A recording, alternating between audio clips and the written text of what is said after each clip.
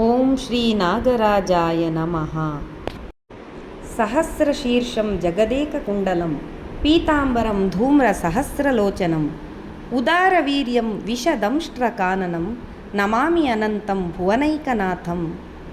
ಕೈಕಾಲುಗಳಿಲ್ಲದಿದ್ದರೂ ವೇಗವಾಗಿ ಚಲಿಸುವ, ಭಯ ಹುಟ್ಟಿಸುತ್ತಲೇ ಆಕರ್ಷಕವಾಗಿರುವ, ವಿಷವೇ ಆಯುಧವಾಗಿರುವ, ಕಾಮ ಹಾಗೂ ಸಂತಾನಗಳ ಸಂಕೇತವಾಗಿರುವ, ಪುರಾಣ ಇತಿಹಾಸಗಳಲ್ಲಿ ಹೇರಳ ಪ್ರಸ್ತಾಪಗಳಿರುವ, ಮಾನವನ ಸಂಗಡ ಬದುಕುತ್ತಲೇ ಬೆರಗು ಮೂಡಿಸುವ, ಬೇರಾವ ದೇಶಗಳಲ್ಲೂ ಕಾಣದ ಶ್ರಾವಣ ಶುಕ್ಲ ಪಂಚಮಿಯಂದು ಆಚರಿಸುವ ಉರಗ ವಿಸ್ಮಯವೆಂಬ ಹಾವಿನ ಹಬ್ಬವೇ ನಾಗರ ಪಂಚಮಿ.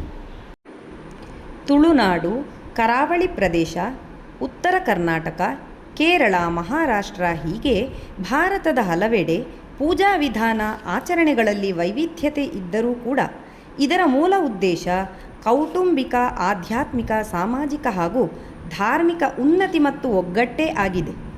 ಆಯಾ ಪ್ರದೇಶಕ್ಕೆ ತಕ್ಕಂತೆ ಪ್ರಾಕೃತಿಕವಾಗಿ ಸಿಕ್ಕುವಂತಹ ಸಾಧನಗಳಿಂದ, ಅಂದರೆ ಹಾಲು, ಎಳನೀರಿನ ಅಭಿಷೇಕ, ಸಂಪಿಗೆ, ಕೇದಿಗೆ ಹೂಗಳ ಅಲಂಕಾರ ಮಾತ್ರವಲ್ಲ, ವರ್ಷದಲ್ಲಿ ಮೊದಲ ಬಾರಿಗೆ ಅರಿಶಿನ ಎಲೆಯ ಖಾದ್ಯವನ್ನು ಅರಿಶಿನದ ಗಟ್ಟಿ ಎನ್ನುತ್ತೇವೆ, ಅಲ್ಲದಿದ್ದರೆ ಪಾತೋಲಿ ಎಂದು ಕರೆಯುತ್ತೇವೆ.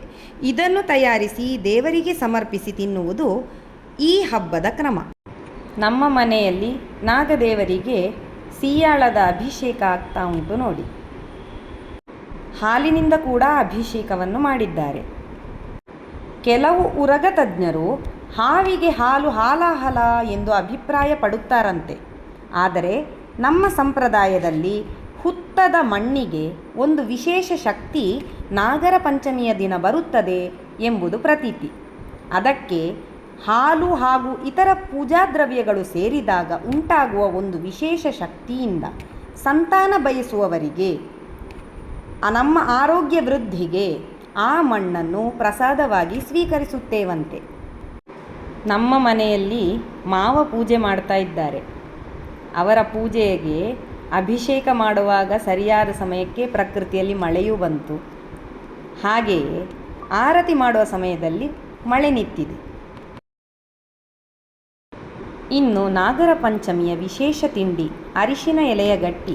ಇದರ ಬಗ್ಗೆ ಹೇಳುವುದಾದರೆ, ಅಕ್ಕಿ ಹಿಟ್ಟನ್ನು ಪೇಸ್ಟಿನ ಹದಕ್ಕೆ ತಯಾರಿಸಿ ಈ ರೀತಿಯಾಗಿ ಹಚ್ಚಿಕೊಂಡು ಅದರ ಮಧ್ಯೆ ಖಾರ ಮತ್ತು ಬೆಲ್ಲದ ಹೂರಣ ಎರಡು ರೀತಿಯಲ್ಲೂ ನಾವು ಮಾಡ್ತೇವೆ. ಆ ರೀತಿಯಲ್ಲಿ ಹೂರಣ ಹಾಕಿ ಅರಿಶಿನ ಎಲೆಯನ್ನು ಮುಚ್ಚಿ ಹಬೆಯಲ್ಲಿ ಬೇಯಿಸುವುದು ಕ್ರಮ. ಇದನ್ನು ಮಾಡಲು ಬೇಕಾಗುವ ಸಾಮಗ್ರಿ, ಅದರ ಪ್ರಮಾಣ ಮತ್ತು ಮಾಡುವ ವಿಧಾನವನ್ನು ಕೆಳಗೆ ಡಿಸ್ಕ್ರಿಪ್ಷನ್ನಲ್ಲಿ ವಿವರವಾಗಿ ಕೊಟ್ಟಿದ್ದೇನೆ. ಕೊನೆಯದಾಗಿ, ನಾಗದೇವರು ನಮ್ಮ ಪುರಾಣದ ಕಥೆಗಳಲ್ಲಿ ಯಾವ ರೀತಿಯಲ್ಲಿ ರಾರಾಜಿಸಿದ್ದಾರೆ ಎಂಬುದನ್ನು ನೋಡೋಣ. ಶಿವದೇವರ ಆಭರಣವಾಗಿ, ವಿಷ್ಣುವಿನ ಹಾಸಿಗೆಯಾಗಿ, ಗಣಪತಿಯ ಹೊಟ್ಟೆಯ ಪಟ್ಟಿಯಾಗಿ, ಮಂದರ ಪರ್ವತದ ಕಡೆಗೋಲಿನ ಹಗ್ಗವಾಗಿ, ದುರ್ಯೋಧನನ ರಥದ ಚಿಹ್ನೆಯಾಗಿ ನಾಗರಾಜನು ಕಾಣಿಸಿಕೊಂಡಿದ್ದಾನೆ. ನಾಗರ ಪಂಚಮಿಯ ಆಚರಣೆಯಿಂದ ಆರೋಗ್ಯ ವೃದ್ಧಿಸಲಿ, ಶಾಂತಿ ಸಮಾಧಾನ ಸಿಕ್ಕಲಿ ಎಂದು ಹೇಳುತ್ತಾ ಈ ವಿಡಿಯೋವನ್ನು ಇಲ್ಲಿಗೆ ಮುಗಿಸುತ್ತೇನೆ. ಮತ್ತೆ ಇನ್ನೊಂದು ವಿಡಿಯೋದೊಂದಿಗೆ ಸಿಗೋಣ. ನಮಸ್ಕಾರ.